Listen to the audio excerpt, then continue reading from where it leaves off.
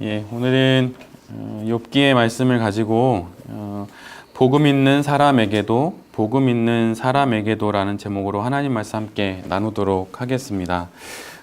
오늘 우리는 한 사람 욥을 만납니다. 욥을 소개하는 첫 문장은 그가 어떤 삶을 살았는지 그대로 보여줍니다. 만약 우리 가운데 어떤 이가 자신을 소개할 때 이렇게만이라도 소개할 수 있다면 그는 정말 잘 살아왔다고 말할 수 있을 것입니다. 우스 땅에 욥이라 불리는 사람이 있었는데 그 사람은 온전하고 정직하여 하나님을 경외하며 악에서 떠난 자더라. 메시지에선 좀 우리가 이해하기 편하게 좀 달리 기록하고 있습니다. 우스 땅에 욥이라는 사람이 살았다. 그는 더없이 정직하고 약속을 잘 지키는 사람이었으며 하나님께 온전히 헌신하고 악을 지극히 미워했다.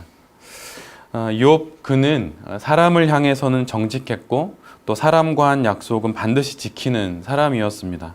그리고 그것에 그치지 않고 하나님을 향해서는 온전했어요. 우리가 교회 안에서 온전함과 완전함에 대해서는 여러 번 이야기를 들었을 텐데 온전함이라고 하는 것은 100% 꽉 차서 완전한 게 아니라 그의 삶의 지향이 바른 방향으로 가고 있다는 거예요. 욥은 그렇게 온전하게 삶을 살았습니다. 그리고 되게 헌신적이었고 악을 그 모양이라도 미워했던 사람이에요. 그리고 욥기 1장 1절에 뒤이어서 그 욥의 이 온전한 사람 욥의 삶의 형편이 기록되어 있습니다. 욥은 되게 다복한 가정을 이루었고 부유했습니다. 아들 7에 딸 3, 정말 다복한 가정이죠. 그리고 여러 부유한 것들도 기록되어 있습니다. 그리고 나아가서 그는 되게 훌륭한 사람이었어요. 즉 명예로운 삶과 덕스러운 삶을 같이 살았던 사람입니다. 나아가서 욥은 거기서 멈추지 않고 되게 조심하는 사람이었어요. 달리 말하면 삶을 살피는 사람이었죠. 그래서 행여라도 하나님 앞에서 자기 자신과 자녀들의 삶이 잘못한 게 있진 않은가라고 수시로 살피는 되게 경건한 사람이었습니다.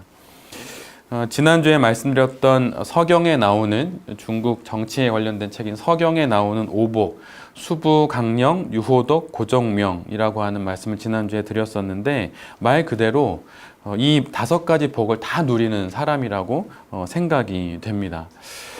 반면에 유대인들도 복이 사실은 있었어요. 유대인들은 보통 4가지의 복을 말하는데 그건 바로 이런 거예요. 가족, 부유한 가족. 가족들이 다복한 거죠. 또 하나는 부유한 거예요. 또 하나는 명예가 있는 거고 덕스러운 것입니다. 그런데 오늘 본문을 보면 이 4가지가 욥에겐 다 있어요. 근데 유대인에게서의 복, 그 4가지에 덧붙여서 한 가지가 더 있는데 그것은 무엇이냐면 경건함이에요. 그러니까 우리가 생각하는 동양에서의 그 오복과 유대인들이 말하는 그 앞에서 말씀드렸던 그 4가지 복의 차이점이 뭐냐면 내용은 비슷하지만 유대인들은 이 복이 경건함을 통해서 온다고 생각을 하는 거예요. 그래서 경건하기 때문에 가족과 부와 명예와 덕이 그걸로 인해서 가능하다라고 생각하는 게 유대인의 복에 대한 관념입니다. 욥은 시편 1편 2절의 말씀 오직 여호와의 율법을 즐거워하여 그 율법을 주야로 묵상하며 삶으로 살아내는 사람이었어요. 정말 말 그대로 그는 복 있는 사람이었고 복음 있는 사람이었죠. 더 정확히는 복음 안에서 복을 누리는 사람이었습니다. 그런데 이 욥, 그 이름의 동의어는 우리 모두가 알다시피 고난이에요. 욥하면 떠오르는 게 고난입니다. 고통이죠. 그리고 더더욱 그럴 수 있는 이유가 욥의 그 아카드어의 어원은 하늘 아버지는 어디에 계시는가 라고 하는 게 욥의 그 아카드어의 어원이에요. 하나님 어디에 계십니까? 이게 이제 그 이름의 뜻이라고 하는 거죠. 하나님 안에서 하나님을 향해서 경건히 살면서 복음 있는 사람이 되어서 복 있는 사람으로 살았는데 그의 이름이 상징하는 것이 고통이라고 하는 것이죠. 여기서 우리는 하나님께서 우리에게 바라시는 것이 복음으로 복을 누리는 삶이 아닐 수 있다는 것을 한 번쯤은 생각해 봐야 합니다. 만약 복음으로 복을 누리는 것이 만약 하나님이 우리에게 바라시는 거라면 욥의 이야기는 우리가 알고 있는 그런 이야기의 과정을 거쳐서는 안 되죠. 그러면 우리는 이 욥기를 어떻게 읽어야 하는 것일까요? 욥기는 믿음이 좋았던, 소위 우리가 편안하게 이야기하면 그 믿음이 좋았던 한 사람이 믿음을 잃어가고 다시 믿음을 되찾아가는 과정을 기록하고 있습니다. 그러나 그 믿음은 이전과 같은 믿음이 아니에요. 되찾은 믿음이기도 하지만 실은 고통의 풀무지를 지나 다듬어진 점금 같은 믿음, 순도 높은 믿음이죠. 귀로만 듣던 믿음은 욥기 1장과 2장까지의 믿음입니다. 이후 과정을 통과한 믿음이 마침내 눈으로 하나님을 보는 믿음이 되는 거죠. 여기서 우리가 알 수 있는 건 믿음은 두 가지일 수 있다는 거예요. 하나는 듣는 믿음이고 또 하나는 보는 믿음이라고 하는 것이죠. 제가 이런 말씀을 드린 적이 있습니다. 인간의 인간됨은 인간을 넘어서는 것에 있다. 그러니까 모든 인간이 다 같은 인간은 아니라는 거예요. 성도도 마찬가지입니다. 누군가는 듣는 믿음에 머물러 있는 사람이 있고 누군가는 보는 믿음에 이르러온 사람이 있다라고 하는 것이죠. 그래서 욥기는 사실 고난의 책이기도 하지만 변화의 책이기도 합니다. 우리를 더 깊은 곳으로 이끌어가는 말씀이 바로 욥기이죠. 그렇다면 그곳은 어디이겠습니까? 여기서 잠시 예수 그리스도의 삶을 생각해 봤으면 합니다. 예수님이 이 땅에 오셔서 천국 복음을 전하시면서 병자들을 고치시며 살았습니다. 예수님의 삶이 기록되어 있는 사복음서를 읽어보면 예수님의 삶 중 어느 것 하나도 하나님의 뜻에서 벗어난 것은 없었어요. 그렇다면 이 정도면 된 것 아닙니까? 하나님이 원하시는 삶을 자신의 삶 안에서 다 구현했으면 그 정도면 된 것 아닌가요? 하나님이 말씀하신 것을 그대로 따라 살았으니 말입니다. 그런데 하나님은 예수님을 다시 어디로 데려가십니다. 그것은 바로 골고다 언덕이죠. 겟세마네 동산에서의 기도를 한마디로 정리하면 이렇게 말씀드릴 수 있습니다. 하나님, 이 정도면 괜찮습니다 라는 거예요. 이 이상은 가지 않겠습니다 라는 기도이죠. 이것을 욥기로 가지고 오면 이렇게 말씀드릴 수 있습니다. 하나님, 저는 복음의 사람입니다. 그리고 복도 받은 사람입니다. 오복을 누리고 있으니 이 정도면 됐습니다. 이렇게 말하는 거죠. 그런데 하나님께서 이 욥을 골고다 언덕으로 데리고 가십니다. 이것이 바로 욥기 3장부터 마지막 장 42장 6절까지의 내용이에요. 그래서 이 부분을 놓고 박영선 목사님이 이런 이야기 하셨어요. 하나님, 이만하면 됐습니다. 이것은 우리가 정하는 것이 아니라는 거예요. 하나님, 전 이 정도 삶이면 됩니다. 이 정도 사업이 이 정도면 됐고, 이 정도 집이 다복하면 됐고, 이 정도의 환경이면 됐고, 이 정도 신앙이면 됐습니다라고 말하는 것, 그것은 내 몫이 아니라 하나님의 몫이라고 하는 거예요. 욥기를 읽어보면 욥기 1장과 2장, 그 다음에 42장 6절 이하, 정확하게 7절 이하인데요. 거기에 말씀을 읽으면 욥기는 1, 2장에서 복받은 사람인데 42장 끝에 가면 그는 나중에 더 큰 복을 받는 사람이 됐다. 이런 내용으로 끝나거든요.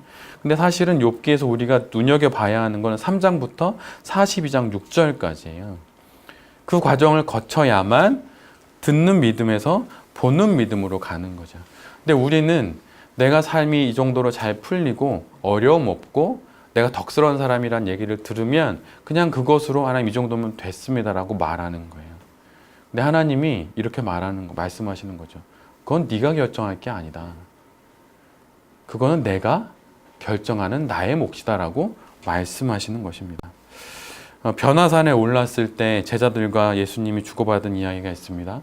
그때 베드로가 이렇게 이야기하죠. 여기가 좋사오니 여기서 초막셋을 짓고 살고 싶습니다. 그때 예수님께서 이렇게 말씀하세요. 내려가자. 이 정도면 충분합니다. 이만하면 됐습니다. 말하는 욥에게 하나님께서 이렇게 말씀하시는 거죠. 내려가자. 오늘도 하나님께서 우리에게 이렇게 말씀하시는 걸 수 있습니다. 이 정도면 충분하니? 근데 그건 네가 결정하는 게 아니다. 그것은 내 몫이다 라고 말씀하시는 것입니다.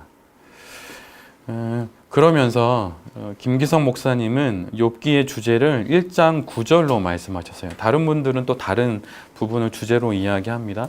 그런데 욥기 1장 9절을 욥기의 주제로 말씀하시면서 이렇게 정의를 내리셨어요.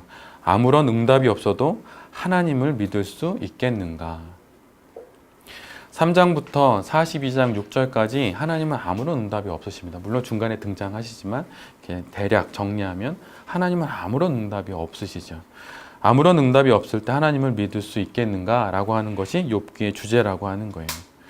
골고다 언덕에서 아무런 대답 없으신 하나님께 나의 하나님 어찌하여 나를 버리시나이까 말씀하신 예수님처럼 욥도 그렇게 마치 자신을 버리신 것 같은 하나님, 수많은 사연과 사태들 속에서 아무런 응답도 없으신 하나님께 이렇게 말하고 있는 것이죠.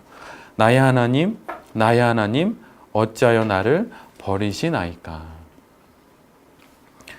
여러분은 베이징 랩을 기반으로 두고 사업을 하시는 것이 어떤 의미라고 생각을 하십니까? 저도 베이징 랩을 기반으로 두고 교회를 섬기고 있죠. 근데 사실 베이징 랩을 이렇게 반석을 삼아서 일을 한다는 것은 굉장히 어려운 선택을 하는 것입니다. 세상이 보기에는 좀 더 좋은 조건일 수 있습니다. 나의 명함에 강남 테헤란로의 주소지가 찍혀 있는 게 그게 큰 도움이 될 수 있죠. 그렇게 보이는 면이 분명히 있습니다. 하지만 베이징 랩을 기반으로 사업을 한다는 것은 하나님의 위험한 초대를 받는 거예요. 베이징 랩으로 와서 사업을 한다는 것은 하나님께서 이렇게 말씀하시는 것과 같습니다. 이제 나는 너의 교회 생활뿐 아니라 직장 생활도 유심히 보겠다라고 말씀하시는 겁니다. 하나님께서 이렇게 말씀하시는 거죠. 나는 너의 교회 안에서의 삶도 관심 있지만 교회 밖 베이징 랩을 기반으로 하는 내 삶에도 관심이 있다. 마치 이제는 코너에 몰린 권투 선수처럼 그렇게 인생의 링에 올라서게 된 거예요. 그러기에 이것은 초대이면서 동시에 도전입니다. 욥기 1장과 2장을 얻는 것이 복이라고 생각한다면 하나님께서 이제 우리 모두를 욥기 3장으로 이끌어 가시는 거예요. 사업을 하다 보면 하나님을 잃어버리는 것만 같은 순간들을 겪을 때가 있습니다.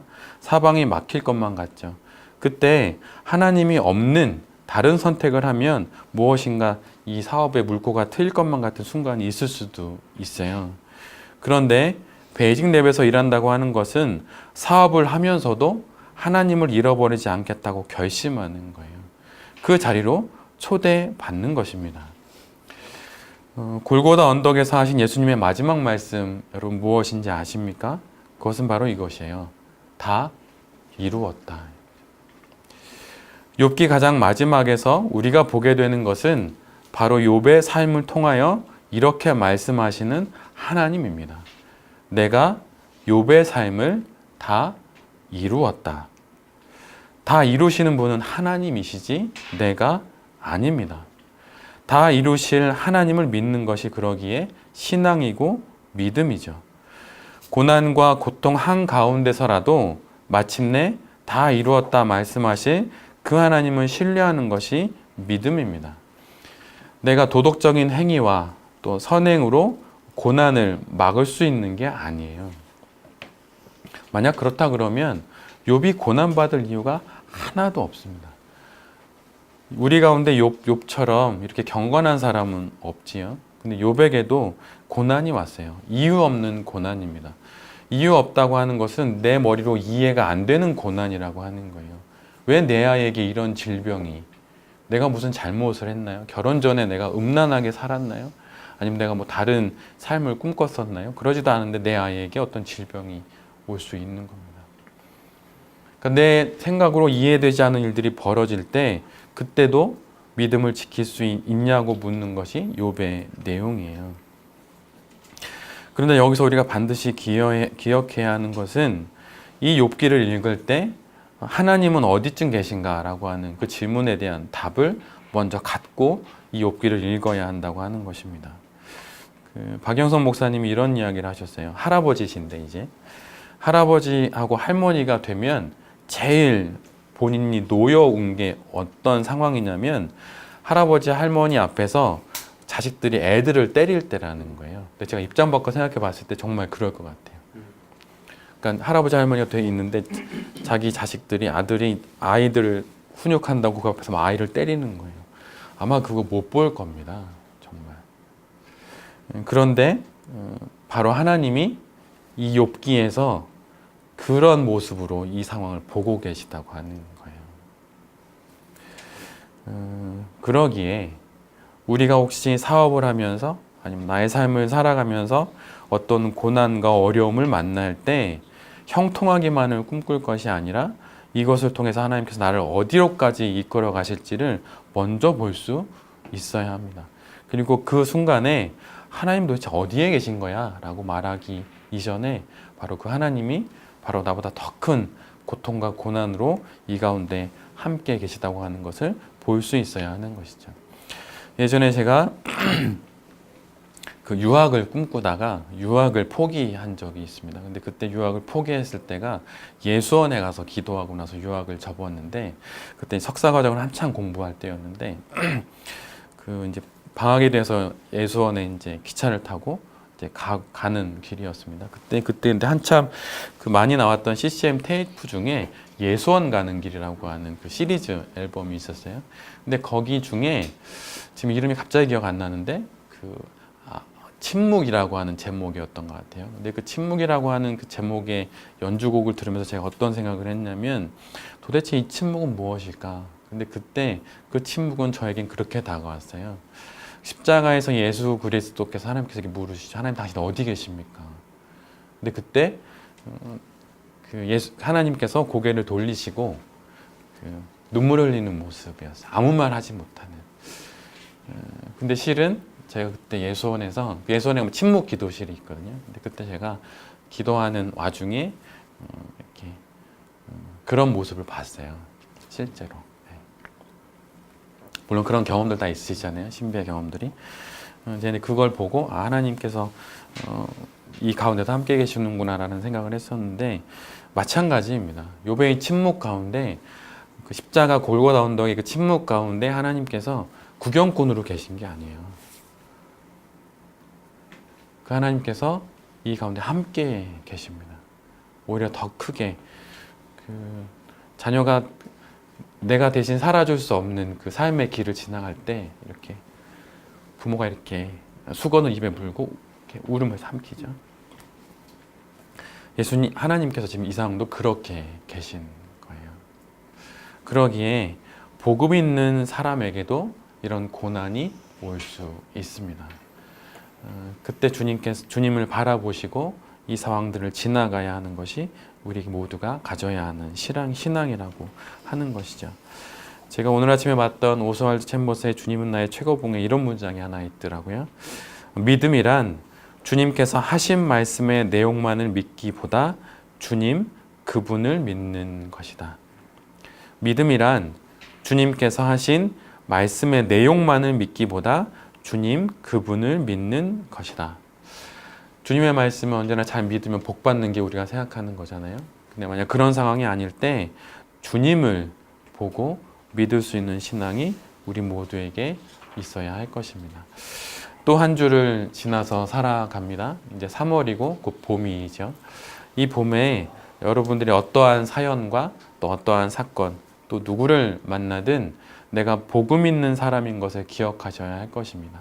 그리고 복음 있는 사람임에도 불구하고 내게 고난이 찾아올 때 그 가운데 하나님이 함께 계심을 그리고 바로 그때가 내가 하나님을 믿는 사람임을 드러낼 수 있는 가장 위대한 순간임을 아셔서 그 삶도 그 순간도 잘 지나가는 여기 있는 모든 베레베 식구들이 될 수 있기를 기도드립니다.